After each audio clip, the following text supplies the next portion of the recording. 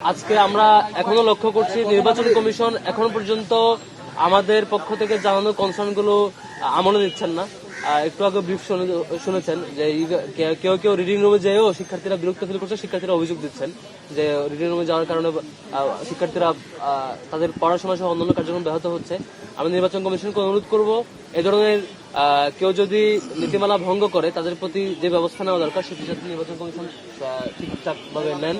একই সাথে আপনারা লক্ষ্য করেছেন ডাকসু নির্বাচনকে কেন্দ্র করে ডাকসু নির্বাচনের প্রতিপক্ষকে বা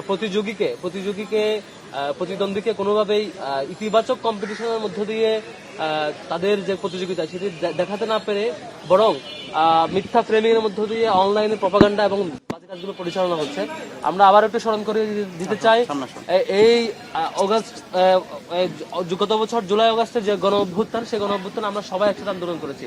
ছাত্রদল বলেন, ছাত্র শিবির বলেন বা বাচ্চাস বলেন বা আরো যেসব সংগঠনগুলো আছে, প্রত্যেকটা সংগঠন কাঁধে কাঁধ মিলিয়ে আমরা জুলাই একসাথে এন্টিফেসিস্ট ভূমিকা রেখেছি। এবং আজকে যে ডাকসু ইলেকশন সেটি হচ্ছে মূলত জুলাই শক্তিদের মধ্যে, জুলাইয়ের যে আমরা সবাই মিলেছিলাম সবাই মিলে একসাথে ইলেকশন করছি। এখানে যেই জয় লাভ করি তাদেরকে শিক্ষার্থীরা নির্বাচিত করে সবাই মিলে জুলাই জিতবে, জুলাই দিন শেষে বেঁচে থাকবে সেটা বিশ্বাস করতে চাই।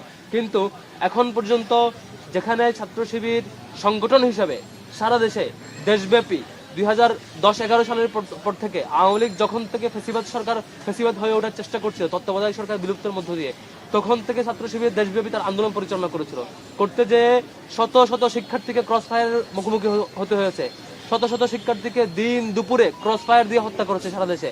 আমরা এখনো চট্টগ্রাম বিশ্ববিদ্যালয়ে সেই 5-7 জন শিক্ষার্থীর কথা আমাদের এখনো মনে পড়ে, রাজশাহী বিশ্ববিদ্যালয়ে সেই নোমানি ভাইয়ের কথা মনে পড়ে, যাদেরকে দিন দুপুরে হত্যা করা হয়েছে।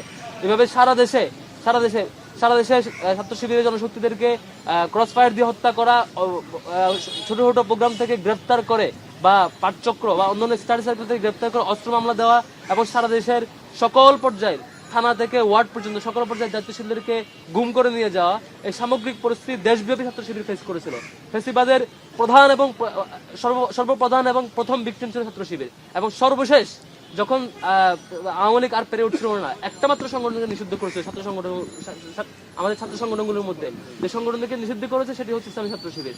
এরপরও যেসব যারা অনলাইনে বিভিন্ন পেজের মধ্যে ছাত্র শিবিরকে প্রপাগান্ডা চালাচ্ছেন, নিশ্চয়ই বিশ্ববিদ্যালয় শিক্ষার্থীরা আমরা যে গত 15-16 বছর ধরে দীর্ঘ লড়াইয়ে সবচাইতে বেশি ভিক্টিম হয়েছে, সবচাইতে বেশি জীবন দিতে হয়েছে এবং সবচাইতে বেশি ক্রস ফায়ারের মুখোমুখি হয়েছি, সবগুলো গল্প শিক্ষার্থীরা নিশ্চয় জানবেন। আপনাদেরকে বিনীত অনুরোধ করবো এই বাজে ফ্রেমিং থেকে, মিথ্যা অপপ্রচার থেকে, ইতিহাসকে লুকানোর জায়গা থেকে একটু সরে আসবেন।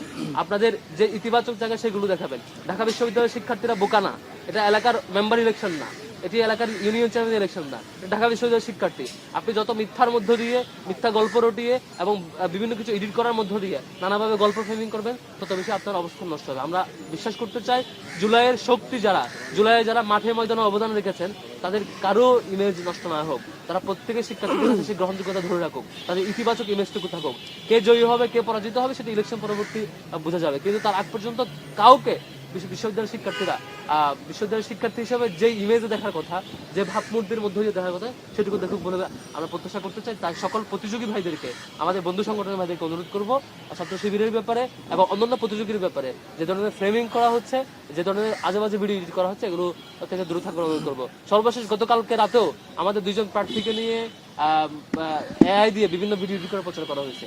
এগুলো খুবই দুঃখজনক। আমরা সবাইকে আহ্বান করবো আমরা সবাই মিলেমিশে কাঁধে কাঁধ রেখে একসাথে ক্যাম্পাসটাকে গড়বার জন্য শপথ নেই। জুলাই জিতবে, যেই জয়ী হই না কেন, দিন শেষে আমাদের জুলাই শক্তি জিতবে বলে বিশ্বাস করছি এবং ক্যাম্পাসটা আমরা ঘুরবো। আমি কথা নিয়ে অনুরোধ করছি আমাদের আবু সাদিক কায়েম ভাইকে।